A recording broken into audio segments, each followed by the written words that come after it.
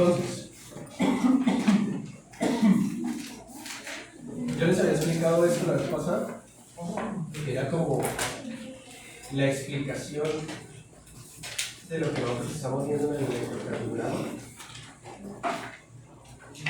Acá pues tenemos un voltímetro, acá los electrodos que yo les mencionaba, ambos electrodos están en un medio que, entonces digamos, no se marca una diferencia en el voltímetro y marca pues cero, en ese caso línea isoeléctrica. Acá nuevamente tenemos de izquierda a derecha, de izquierda para mí, un voltímetro, polo positivo, polo negativo. Vemos una diferencia entre el polo positivo y el negativo, que está detectando que el polo positivo es en una zona más negativa que el polo negativo. Esto lo marca el voltímetro y pues marca hacia negativo, ¿sí? Esto representaría una reflexión negativa, o sea, por debajo de técnicamente la línea isoeléctrica. Acá vemos el mismo voltímetro, el polo negativo está en una zona negativa, el polo positivo en una zona positiva, y vemos cómo se inclina hacia la zona positiva, porque el polo positivo es una zona más positiva que negativa. Acá técnicamente, ¿qué estaría sucediendo? Acá estaría sucediendo los inicios de la despolarización. ¿Sí lo notan? Sí. Entonces vemos como diferentes voltímetros colocados en diferentes sitios, técnicamente en esta porción del músculo cardíaco, pues estarían registrando cosas diferentes. Y el último, que es muy parecido al que está acá, que está en una zona en donde todavía la corriente de despolarización, pues digamos, no ha llegado, entonces no hay una diferencia todavía en lo que hay detecta entre los polos. Ya en este momento la totalidad del músculo se despolarizó. La totalidad del músculo se despolarizó, la totalidad de esta fibra. Por dentro está lleno de cargas positivas, por fuera pues tiene cargas negativas, y si ustedes notan acá, otra vez él está en línea isoeléctrica. ¿Por qué? No nota diferencia entre sus dos polos, una diferencia de voltaje.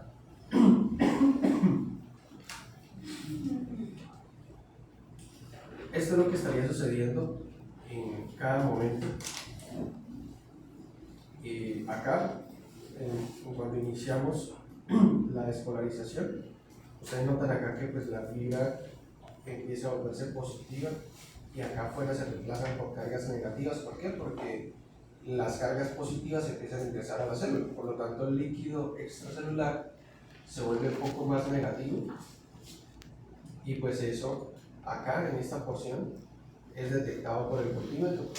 En esta zona que es donde inicia la despolarización, pues es más negativa, ¿sí?, que donde está el polo positivo. Entonces acá, y una deflexión positiva. En este momento pues ya la despolarización corrió por el resto de la fibra.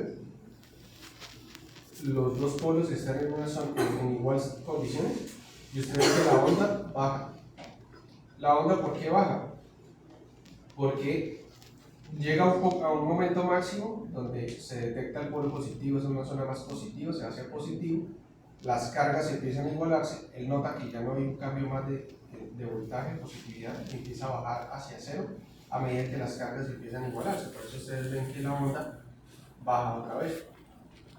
Y acá, pues, empieza a haber ya un fenómeno, acá ya se despolarizó, y acá empieza a haber un fenómeno de repolarización, que acá, pues, esto es teórico, porque vamos a ver ahorita que aplicado al miocardio se invierte,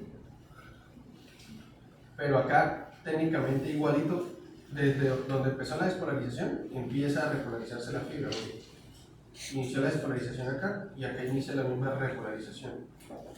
Entonces, como la repolarización inicia en esa zona, el polo negativo empieza a detectar cargas positivas, porque al repolarizarse la célula vuelve y saca todo ese sodio y ese calcio que había entrado, y esta zona empieza a volverse más positiva, mientras la célula se vuelve más negativa. El polo negativo está en una zona más positiva que el polo positivo, entonces ahí marca una deflexión negativa, que otra vez tenderá a estabilizarse y volver a cero cuando todas las cargas se igualan. Entonces, teniendo eso presente, vamos a manejar el concepto de estos vectores que ustedes ya lo han visto, lo hemos visto por ahí en algunas presentaciones, que colocamos flechitas. Y lo que vamos a ver es que tenemos cámaras para entender la parte del infarto. Entendemos las derivadas como cámaras que toman fotos de diferentes partes del corazón. Acá tenemos pues una cámara, acá tenemos una flecha grande, la flecha es el vector, y yo les había comentado en una clase pasada que normalmente cuando ponemos estas flechas, la punta siempre está apuntando, valga la redundancia, ¿hacia dónde? Negativo.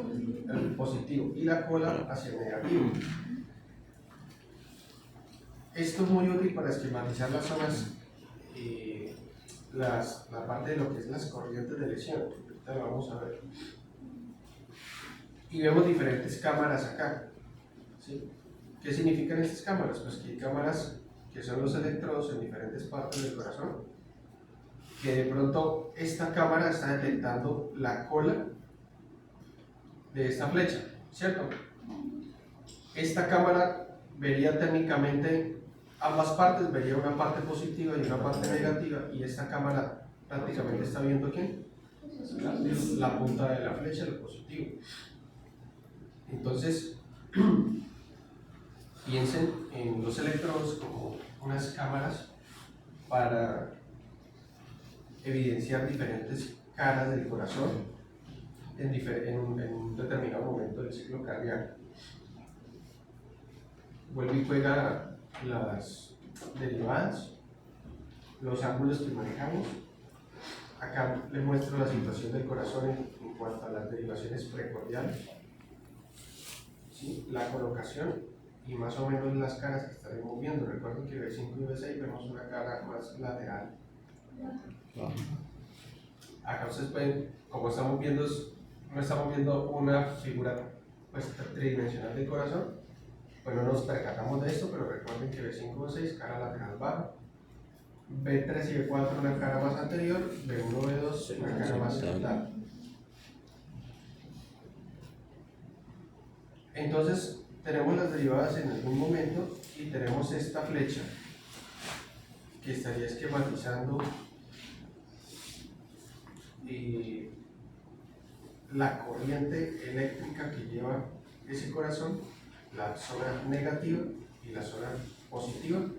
Y digamos que cuando hablamos de lesión miocárdica, vemos las derivadas y colocamos la flechita, nos imaginamos y podemos ver más o menos cuál es la zona que podría estar lesionada.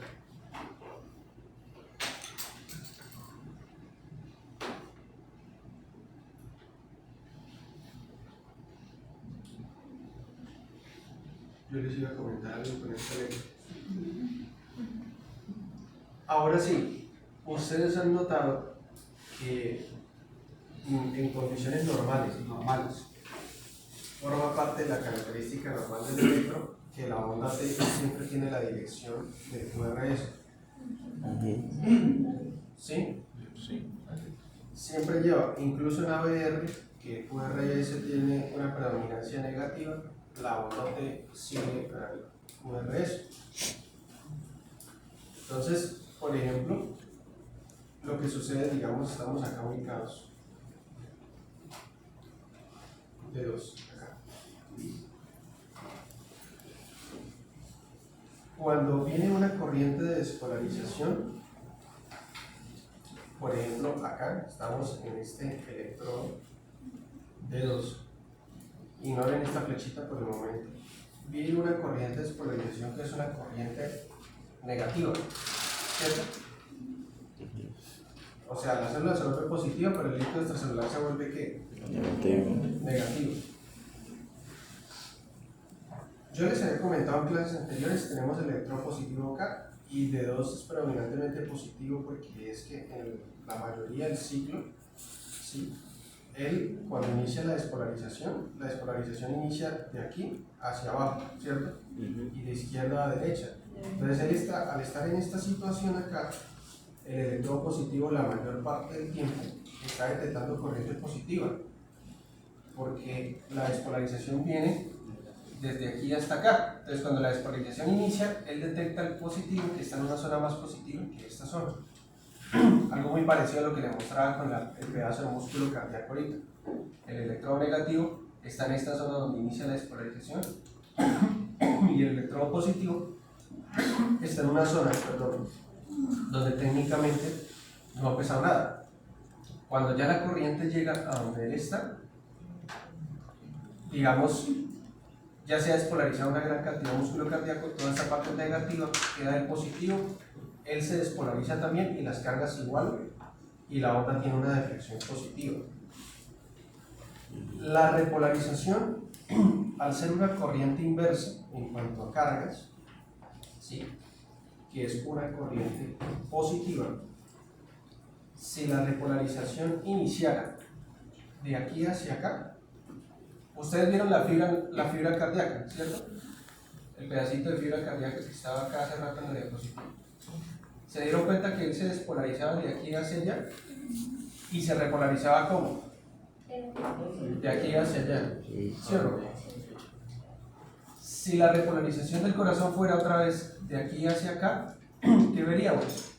Que esta zona se vuelve positiva, ¿cierto? Porque empieza la repolarización, las células sacan otra vez todas las cargas positivas que tenían y este líquido extracelular de esta zona se vuelve positivo en comparación con este se llama negativo. Acá en ese ejemplo ideal que les estoy dando, ¿cómo sería la onda T?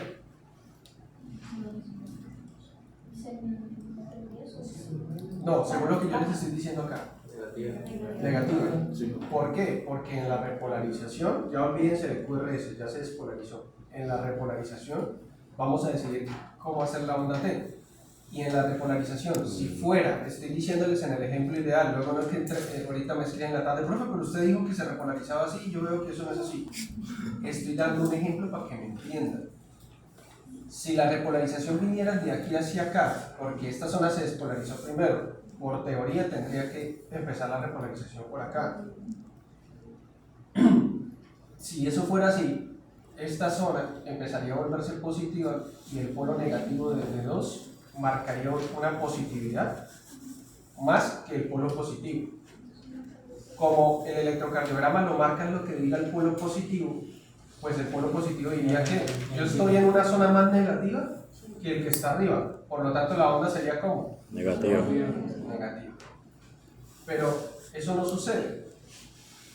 ¿Por qué no sucede? Porque la repolarización normalmente no va a suceder en el corazón de esta forma. No el primero que se despolariza es el primero en repolarizarse. La despolarización llega y luego se repolariza de esta forma. Por lo tanto, cuando se repolariza, ¿sí?, cuando él se repolariza, él se despolariza de subendocardio a subepicardio, o sea, de adentro hacia afuera. Como los electrodos están afuera, ¿sí?, la mayoría de ellos en despolarización notan que lo de adentro está más negativo que lo de afuera. Cuando llega la repolarización es de subepicardio a subendocardio. Repito, despolarización de subendocardio a subepicardio, de adentro hacia afuera. La repolarización de subepicardio a subendocardio. ¿SUV o de SUB? De sub, SU, de software. Facilito. Sí, de sub es de que está debajo de todos los músculos. Profe, ¿puede repetir la despolarización? La despolarización viene de subendocardio. El endocardio es la parte más interna del corazón, o sea, la parte que está en contacto con músculos papilares, o sea, la cámara por dentro. ¿Sí? Y es que el miocardio, ¿ustedes se acuerdan de la histología que el miocardio tiene unas divisiones? La parte interna, que sería el endocardio, ¿sí?, una parte que está como entre el endocardio y el epicardio, y vendría el subepicardio, que es como esa parte de músculo, ¿sí?, que ya es más externa del corazón. Ya vendría, después de él, vendría ya la parte del pericardio refugiando. Para la parte de despolarización y repolarización e infarto, solo vamos a jugar con dos personajes, subendocardio y subepicardio. No entra nadie más. Entonces, despolarización viene de adentro hacia afuera. O sea, ¿de dónde a dónde? Subendocardio. Subendocardio A a subepicardio. subepicardio. Y la repolarización viene de subepicardio a subendocardio. Ahora, profe, ¿por qué se da eso? Porque técnicamente, y ustedes lo van a leer, hay una cosa que se llama isquemia fisiológica del subendocardio. El endocardio está peor perfundido en situaciones normales, no estoy hablando ni siquiera todavía de patología, en situaciones normales el subendocardio está peor perfundido que el subepicardio, porque las arterias coronarias, cuando salen de las grandes ramas y empiezan a distribuirse por el músculo cardíaco, ellas van de afuera hacia adentro. A medida que ellas penetran en el músculo cardíaco, se van volviendo más pequeñas, ¿sí?, más tortuosas, y presentan una resistencia al flujo. Aparte que a medida que entran como esos músculos, cada que se contrae bloquea el flujo. Entonces técnicamente la zona que está por arriba siempre tiene una perfusión continua y la zona que está por abajo tiene que, primero, le llega menor cantidad. Segundo, no solo le llega menor cantidad, sino que la que le llega ya está utilizada porque el de arriba ya consumió ATP, oxígeno y glucosa. No solo le llega en menor cantidad, sino que le llega en menor cantidad con menos nutrientes. Y fuera de eso, recibe perfusión cada que hay diástole.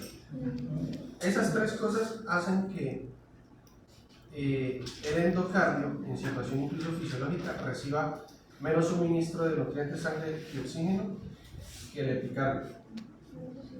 Entonces, como el epicardio tiene mejor perfusión, él reacciona mucho más rápido e inicia la repolarización. En ese sentido, la repolarización inicia entonces de afuera hacia adentro, y como inicia en este sentido, esta zona empieza a repolarizarse primero, o sea, a llenarse de cargas positivas, en contraste con esta, y por eso es que marca una onda T positiva aquí, aquí, dependiendo del eje, acá no, aquí, donde está de 3, bueno, de 3 sí, de 3, desde que está en la parte negativa de 3, a B y hacia allá, dependiendo de la dirección del corazón. Ahí influye mucho el eje, porque si el eje cardíaco está alterado, pues en una derivada donde yo normalmente tengo una cosa, pues puedo encontrar otra. En situaciones patológicas cambia, alguna alteración hidroelectrolítica, isquemias, como vamos a ver ahorita, se invierte la polaridad. ¿Sí? Esto son condiciones normales, estoy explicando por qué. Entonces la onda T siempre sigue la dirección del QRS. ¿Listo? Y esto era pues para esquematizarles eso.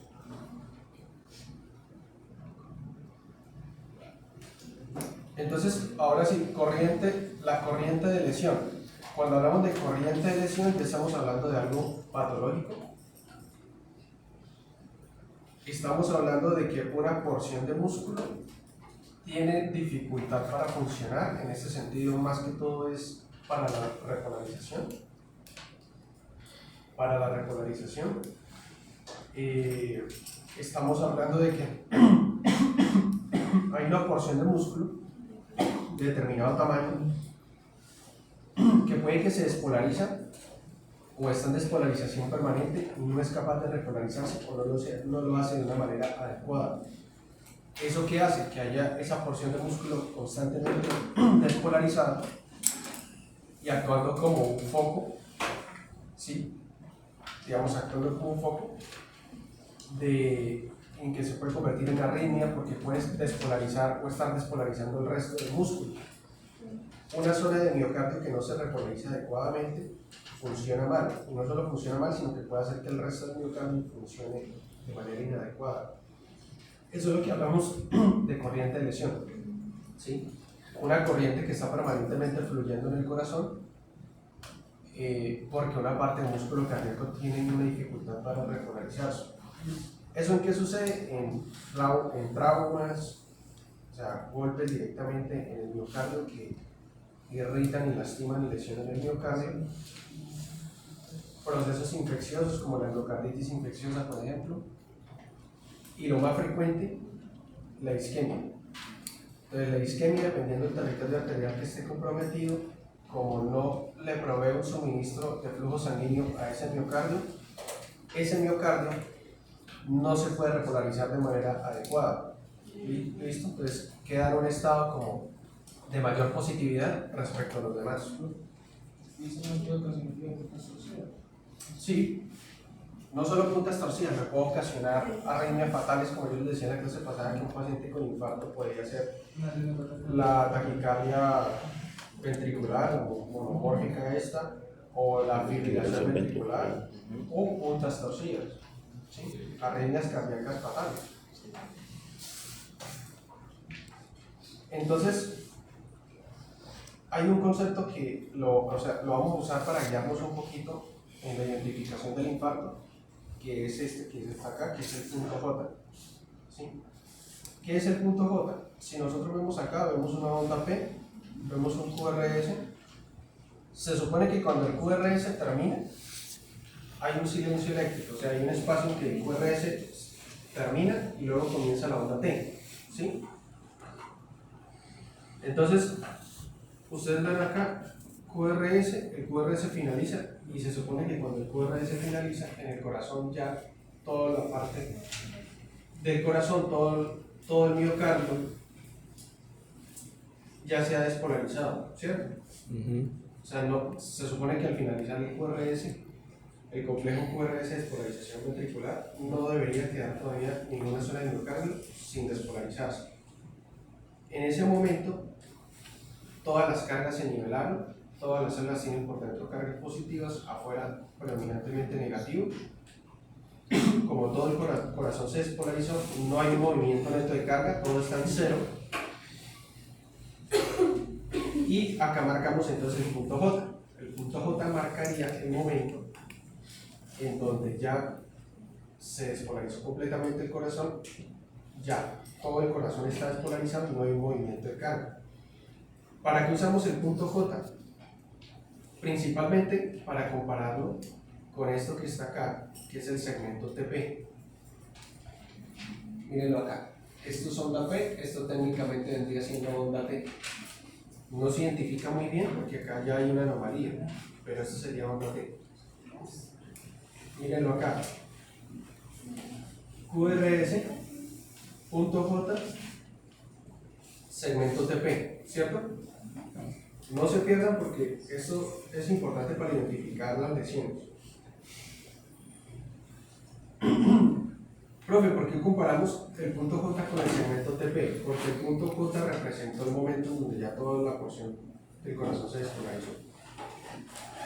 Y el segmento TP representa el momento donde ya onda T, todo se repolarizó nuevamente, el corazón se niveló, cargas positivas, cargas negativas dentro de la célula y cargas positivas afuera, y el corazón en ese momento está lleno de cargas positivas, ya se repolarizó completamente. ¿Sí? Se repolarizó completamente y técnicamente el segmento TP debería estar a este mismo nivel, ¿sí o no? Sí. Porque ya no habría en el segmento TP, o sea, el segmento que está posterior o está entre la onda T y la onda P.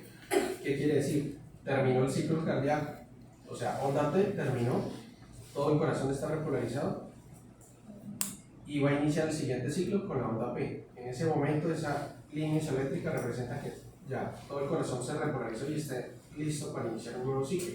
Ahí no hay un movimiento neto de cargas, entonces tendría que estar acá. Pero ustedes están notando que este segmento TP está abajo o arriba. ¿Sí? Está abajo o arriba. Entonces, básicamente hacemos un análisis de eso.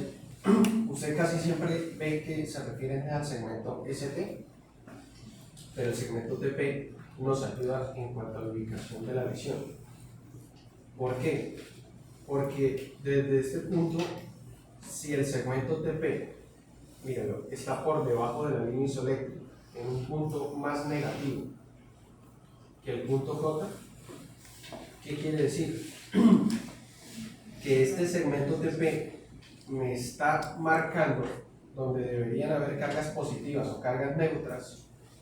Me está diciendo este segmento TP infranivelado que cuando el corazón debería estar repolarizado, está aún detectando cargas negativas.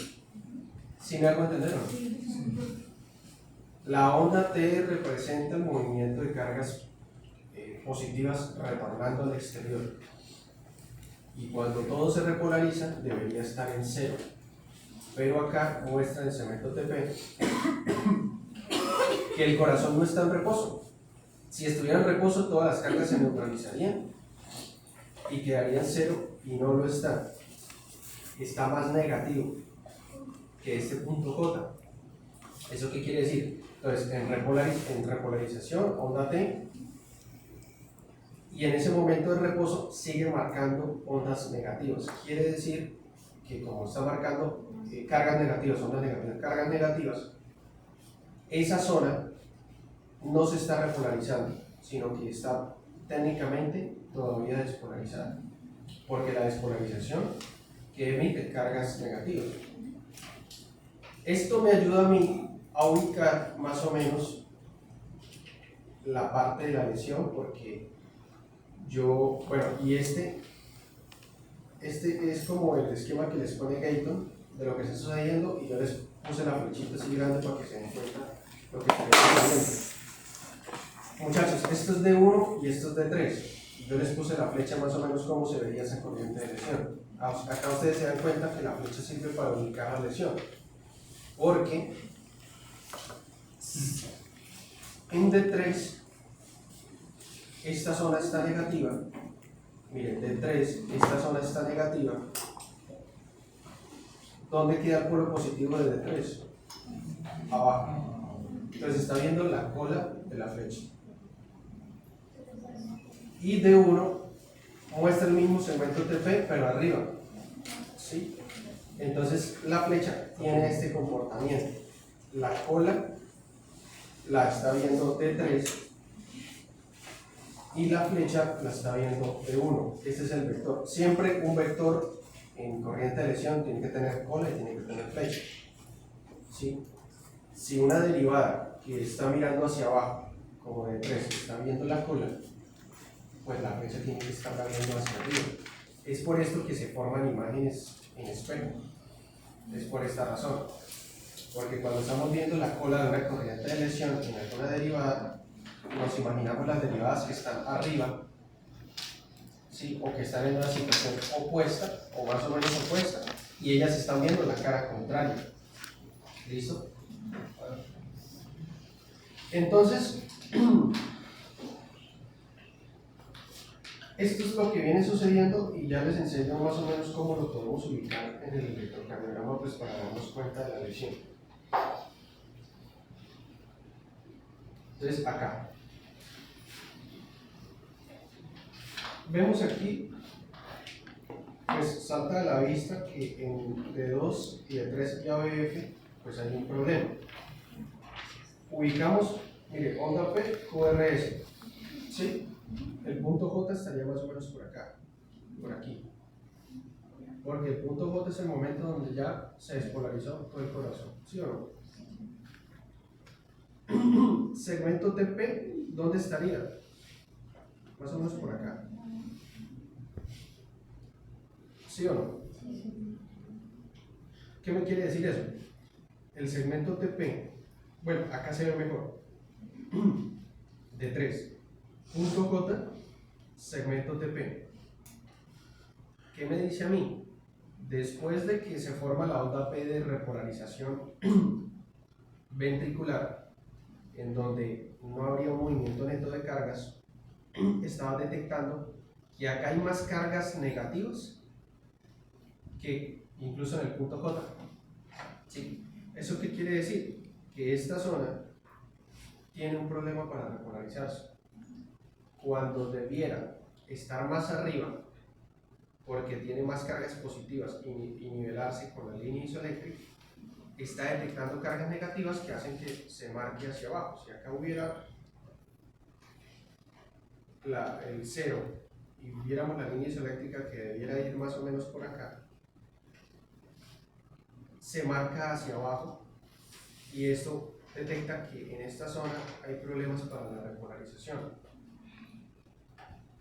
O sea que si evidenciáramos esto con una flecha, ¿hacia dónde estaría la flecha? ¿Hacia dónde estaría la punta de la flecha?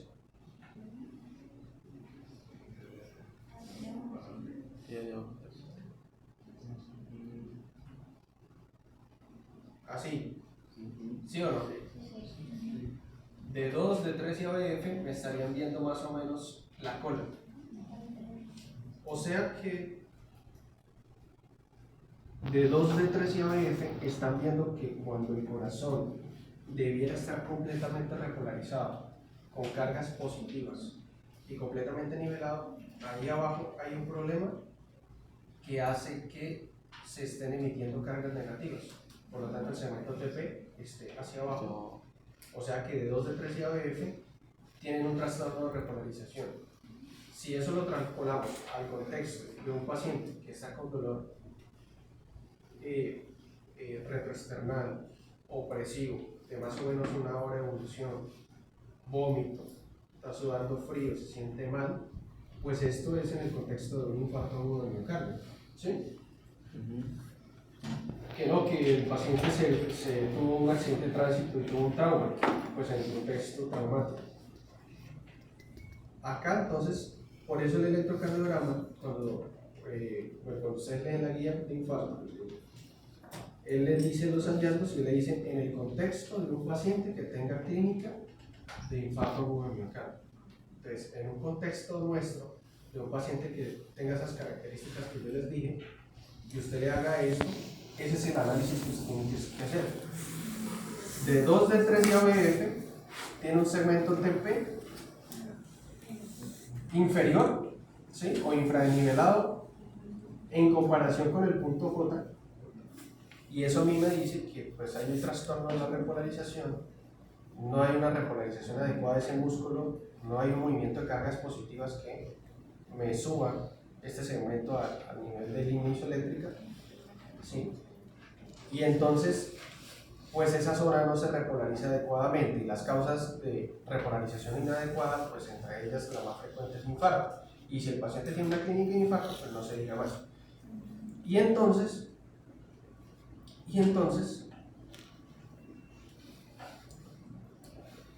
la punta de flecha, si la flecha estaba hacia acá, así, y esto viene siendo la cola, pues la punta que viene siendo mi dedo está hacia allá, ¿no? O así, así. Ya si uno le pone a calcularle, pues viene el eje, pero digamos que está así. Hacia arriba, ¿quién estaría? De 1. ¿Quién más? De pronto a ver, puede que la marque, y entonces vemos acá onda P, QRS, punto J, y el segmento TP vendría estando más o menos por acá, ¿sí o no? Más o menos. Este segmento TP en comparación con este punto J, ¿cómo está? Suprano. O sea que es lo inverso a esto. O sea, acá sí está marcando en el segmento TP cargas positivas. O sea, esta zona sí está moviendo cargas positivas al momento de la repolarización, que es lo inverso a lo que está acá. Ahora miremos ABL. Punto J, segmento, bueno, una onda T anómala, segmento TP, ¿cierto? Vendría más o menos por acá. ¿Cómo está marcando el segmento TP? Más positivo en comparación con el punto J, quiere decir que hay un movimiento de cargas positivas. ¿Acá estaría la lesión? Pregunto, ¿acá estaría la lesión? No, porque se está repolarizando, está intentando repolarizarse de manera adecuada. Entonces, la conclusión es, ¿para qué me sirve la comparación entre el punto J y el segmento TP? Para ubicar la lesión, en el sentido de que al detectar quién se está repolarizando de manera adecuada y quién no, yo sé dónde está la lesión.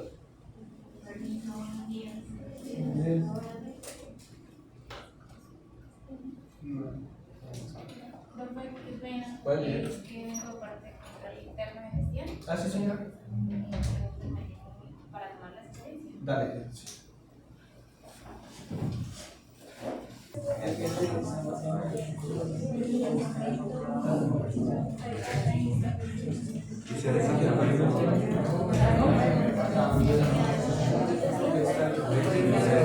Bueno, entonces, ¿entendieron la utilidad del segmento TP? Obviamente, cuando entonces uno compara el punto J, ¿sí? El punto J con el segmento TP, pues uno nota que está arriba y entonces ya uno pues hace la comparación. Ya después viene, bueno, y todo esto es lo que genera los famosos cambios en espejo, que yo les decía que ustedes van a encontrar en unas partes que hay un supra del ST y en el otro lado un infra, pero claro, lo que ustedes están viendo en la punta de flecha no es lo mismo que lo que está en la cola. Profe, ¿a quién le creemos? Al sur. Créale al supra. Créale al supra. Normalmente son los supra, que ya vamos a ver qué significa supra, los que me ocasionan estas alteraciones en espejo.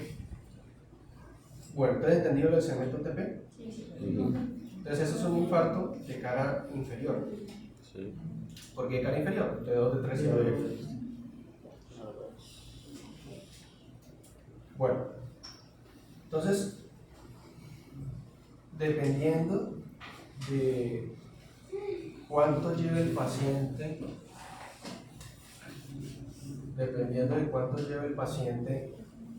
con la clínica,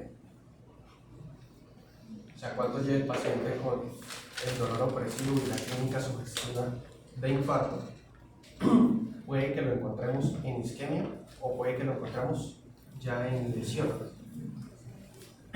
Paciente normal, paciente con 10 minutos de dolor torácico, probablemente está en isquemia apenas. Y paciente con 1 hora de dolor torácico o 2 horas, ya probablemente está en lesión y necrosis. ¿Cuál es la diferencia a la hora de la fisiopatología? El tiempo. No es lo mismo usted coger un miocardio y quitarle el riesgo sanguíneo por 5 minutos. Probablemente no va a pasar nada. Si usted retorna el flujo, él nuevamente, pues, digamos, él sigue funcionando, incluso en isquemia, él sigue funcionando, él trata de seguir funcionando. Habrán algunos cambios por la hipoxia y por la disminución de pronto de sustratos para el ATP, pero él trata de seguir funcionando. Y cuando usted le retorna el flujo sanguíneo, pues él corrige de pronto ya los niveles de ATP, ¿sí? Toda esa cuestión. Si usted le quita el flujo sanguíneo ya no por 5 minutos, sino por 2 o 3 horas, pues él intenta seguir funcionando, pero ya entra en una lesión miocárdica. O sea, la isquemia es lo primero que sucede. No necesariamente la isquemia va ligada ya a que se dañó el músculo cardíaco. Si estamos en isquemia y corregimos la perfusión, puede que no haya ninguna consecuencia, ¿sí? Pero después de la isquemia ya viene la lesión. Cuando ya hay lesión, ¿qué quiere decir? Ya se lesionó el músculo cardíaco. Algo de secuela va a quedar. No sabemos si sea poquita, si sea muy extensa, pero algo de secuela va a quedar. Entonces, esa es la diferencia entre isquemia y la. Profe, ¿en qué momento deja de ser isquemia y se convierte en lesión? Eso no está establecido. Ni siquiera los libros de fisiopatología lo van a encontrar. Eso depende mucho del paciente, del tiempo, de la frecuencia cardíaca.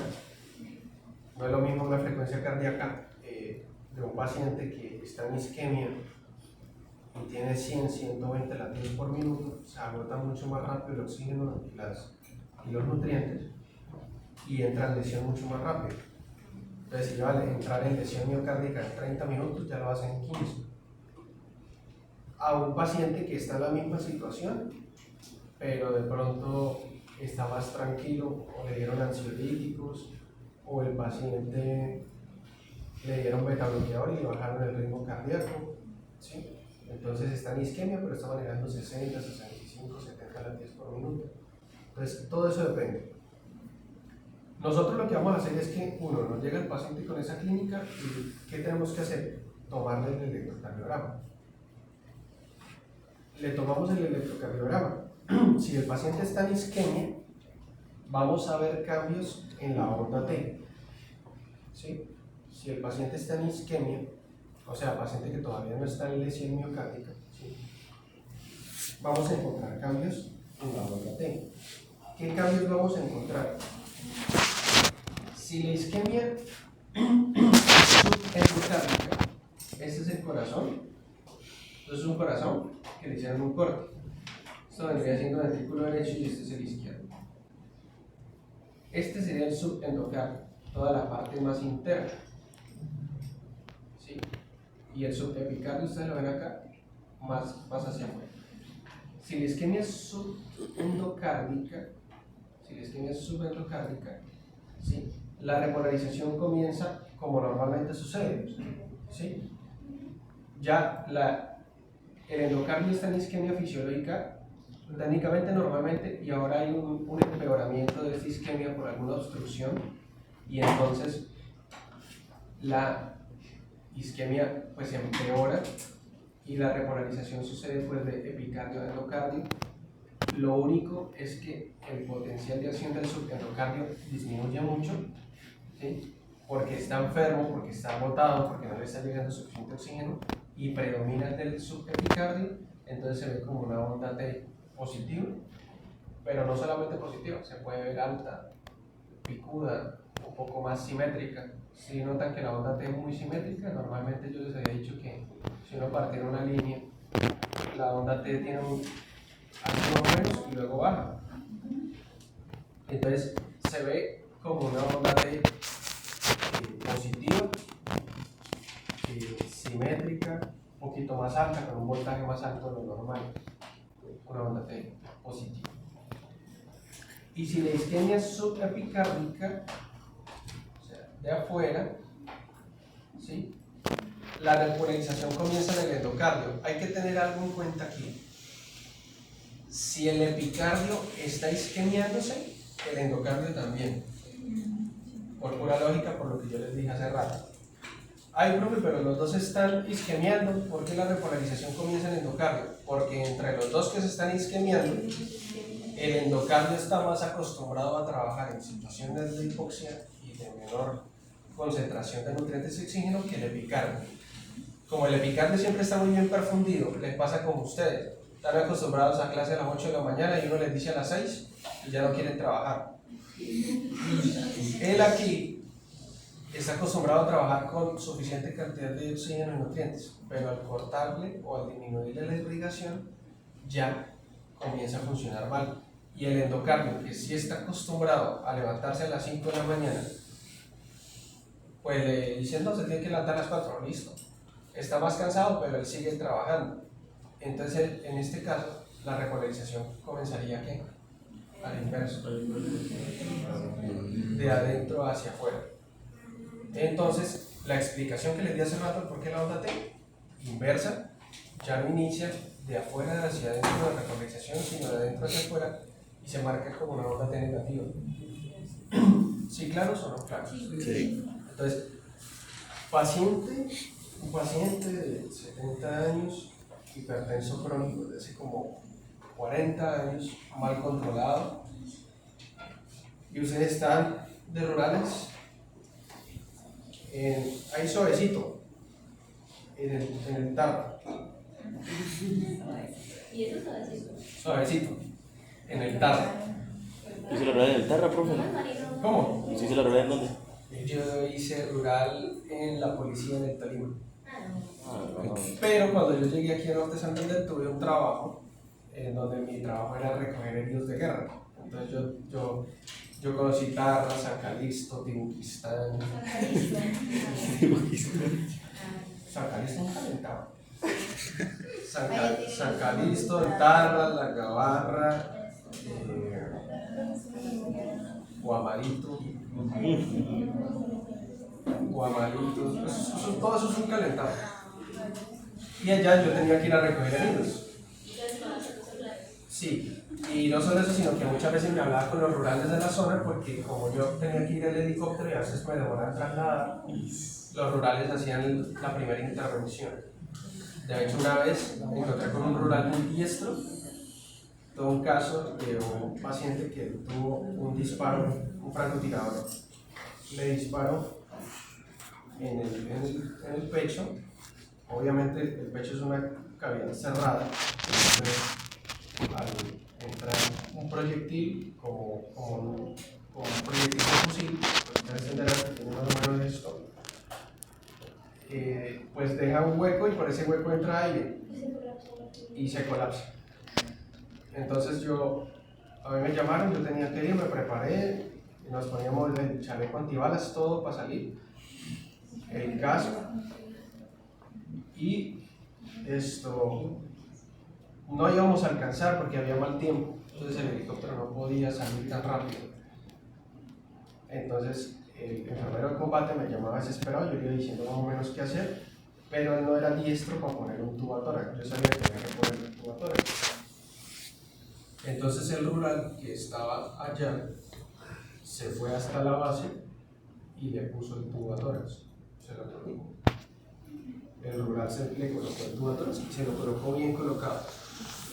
Y el paciente pues estaba taquicárdico, taquimnéico, estaba ya pálido, con mucha dificultad para respirar.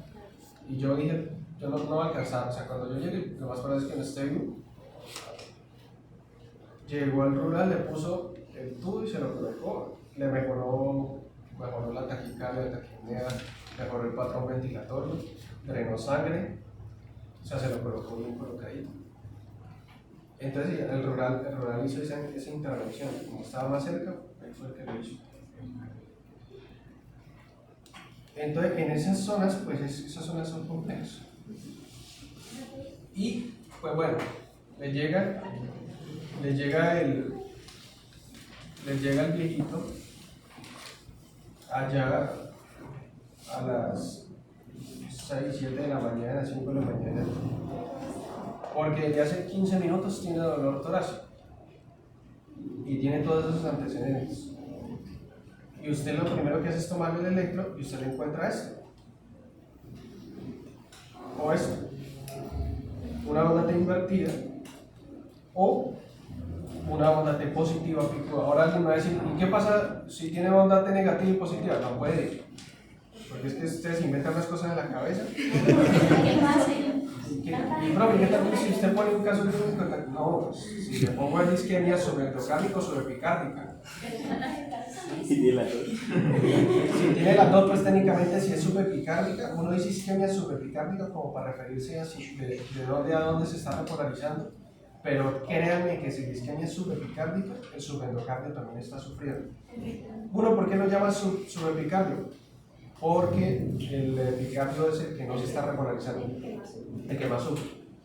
Técnicamente en la subepicárdica pues están sufriendo los dos, pero usted no va a encontrar las dos cosas, ¿sí? Va a encontrar esto. Entonces usted encuentra esto, usted entiende que el paciente no lleva mucho tiempo con el dolor, ¿sí? Y que se le puede iniciar manejo de una vez y arrancar a un sitio de mayor nivel de complejidad, porque todavía tenemos mucho miocardio que salvar. Acá están las primeras fases apenas. Si logramos corregir acá algo, puede que no haya ninguna secuela como tal. Si dejamos avanzar, pues esto puede en cualquier momento ya avanzar hacia una lesión miocárdica establecida. ¿Cómo sabemos que ya está la lesión miocárdica establecida? Por eso, por los supras y los infras. Voy a tratar de explicárselo como me explicó mi profesor hace mucho tiempo, digamos, como siento que lo entendí de una manera más fácil. Porque si ustedes ven esto en internet, les hablan de amplitudes y les hablan de valores y a veces es un poco difícil entenderlo. Cuando yo estaba estudiando eso, un profesor una vez me dijo, imagínense que el electrodo está acá. Cada una de estas porciones de músculo tiene su propio potencial de acción. Cada uno de ellos. El electrodo está acá. El potencial de acción subendocárdico, o sea, vamos a imaginar que vamos a medir el potencial de acción de cada uno de estos. ¿Sí? Y el electrodo está por acá. Entonces, el potencial de acción subendocárdico